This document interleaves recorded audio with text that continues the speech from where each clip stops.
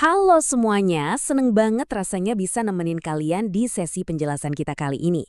Hari ini kita bakal ngobrolin sesuatu yang ibaratnya nih bener-bener urat nadi dari setiap bisnis. Yap, kita akan bedah kerangka strategis buat audit operasional piutang usaha.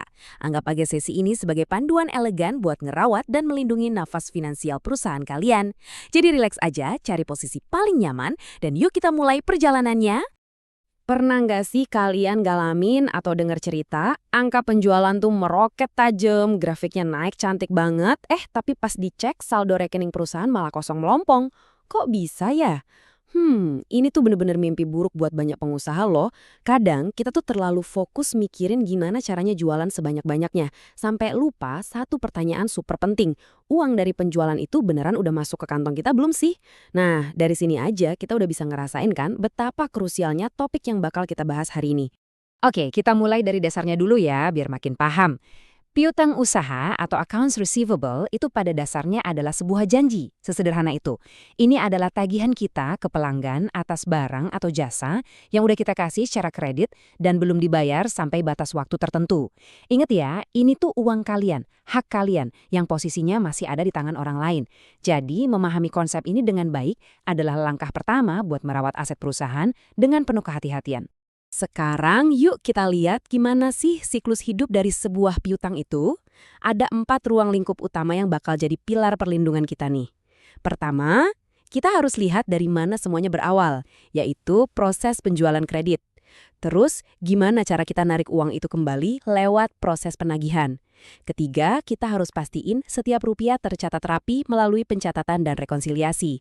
Dan yang terakhir, gimana kita bisa secara anggun, tapi tetap tegas, menangani pengelolaan piutang jatuh tempo. Peta jalan ini penting banget buat ngamanin arus kas kita. Agenda obrolan kita hari ini ada 5 ya. Kita mulai dari nadi perusahaan yaitu piutang usaha, lalu menjaga pintu awal lewat kredit, lanjut ke seni menagih tepat waktu, terus pencatatan dan rekonsiliasi transaksi, dan terakhir mengelola piutang jatuh tempo. Yuk, langsung aja. Kita masuk ke bagian pertama nih, nadi perusahaan kita, piutang usaha. Sama halnya kayak kita rutin merawat diri biar selalu sehat dan fresh, piutang itu juga butuh dirawat loh. Tujuan utamanya simpel tapi krusial. Jaga arus kas biar tetap sehat dan lancar. Terus, kita juga pengen nekan risiko piutang macet sekecil mungkin. Selain itu, manajemen yang benar bakal bikin proses penagihan jauh lebih efektif. Dan yang pasti, ngejamin semua pencatatan kita itu akurat dan lengkap tanpa celah sedikit pun.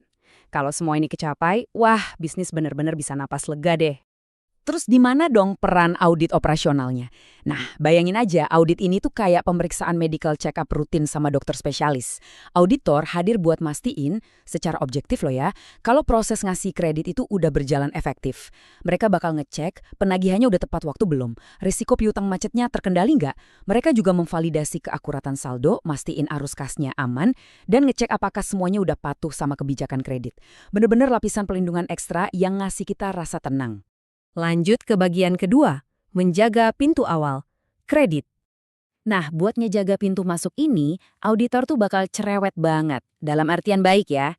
Mereka bakal ngecek persetujuan dan limit kredit pelanggan, kelengkapan dokumennya rapi atau enggak, sampai ke otorisasi transaksinya sah enggak.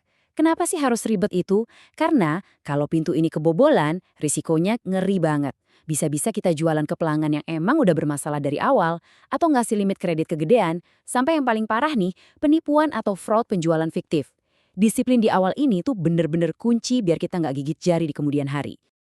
Sekarang kita masuk ke bagian ketiga, seni menagih tepat waktu. Di sini nih, seninya bermain. Poin krusialnya itu ada di rutinitas dan kedisiplinan. Auditor bakal mantau, penagihannya tepat waktu nggak? Tim kita rajin nggak sih nge-follow up invoice yang udah lewat jatuh tempo? Terus gimana umur piutangnya? Dan seberapa efektif tim collection kita bekerja? Kalau kita sampai kendor di sini, siap-siap aja resikonya bakal mulai nyekik perusahaan. Penagihan yang telat bikin piutang numpuk jadi bukit dan ujung-ujungnya arus kas kita terganggu parah. Jadi ingat ya, nagih itu bukan cuma soal minta hak, tapi itu adalah seni menjaga detak jantung perusahaan. Oke, bagian keempat kita adalah pencatatan dan rekonsiliasi transaksi. Di fase administratif ini, auditor itu ibarat detektif yang super teliti. Mereka bakal nyamain saldo account receivable kita sama buku besar atau general ledger. Mereka hati-hati banget ngecek ketepatan posting pembayaran, rekonsiliasi sama rekening koran pelanggan, dan mastiin semua bukti bayar itu lengkap.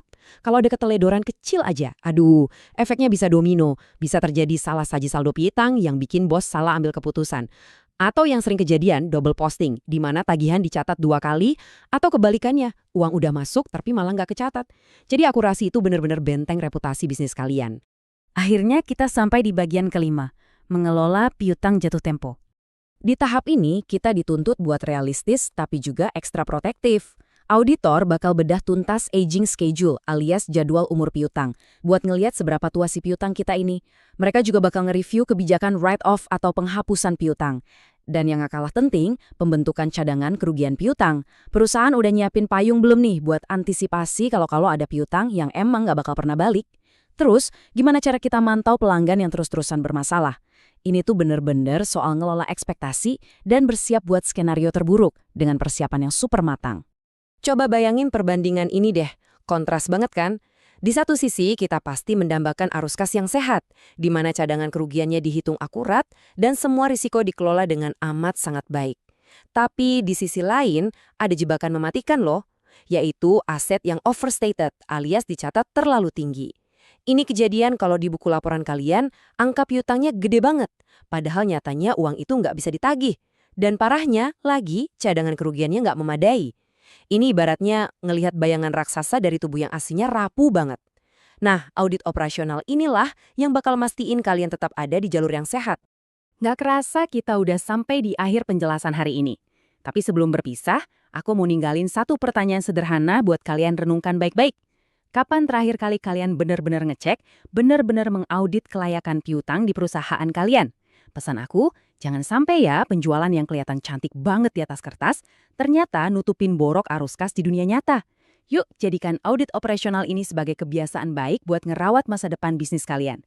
Makasih banyak udah nemenin aku di sesi ini, semoga kalian selalu bijak dan cermat dalam merawat setiap denyut nadi keuangan bisnis kalian. Sampai jumpa lagi!